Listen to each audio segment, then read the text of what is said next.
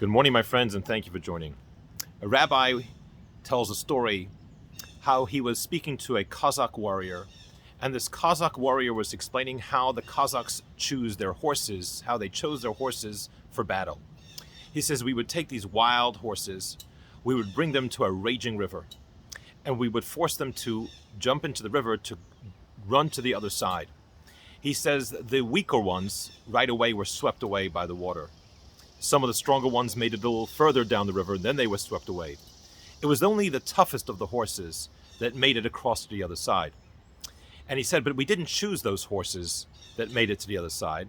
He says, from those horses that made it to the other side, there were a few horses that actually went back in the water and saved some of the drowning horses. He says, those horses, the ones with true courage, those are the ones that we chose. And this rabbi explained that this is a great lesson and story about life. Life is not just defined by our ability to succeed, to get ahead, and to do better than others. It's about our ability to look back at those in need and help those in need. That's the real definition of success in life. That's the real definition of courage. The ability to think about another, to think about those that are drowning, those that are struggling in life, and to lift those other people up. In the Torah portion this week, we're going to read about the passing of Aharon, the brother of Moses.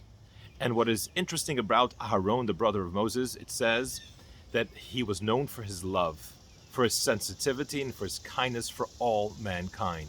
It says, in fact, that he loved all creatures. In other words, even individuals that had no merit, there was nothing positive you could say about them other than that they were creatures of God. His love extended to them as well. And of course, this is a message, especially in our times. It's not about who wins. It's not about who makes it across to the other side of the river. It's about those who are willing to look back and pick up the others that are struggling through life. This is our mission. This is our mandate. Thank you for joining, and Shabbat Shalom.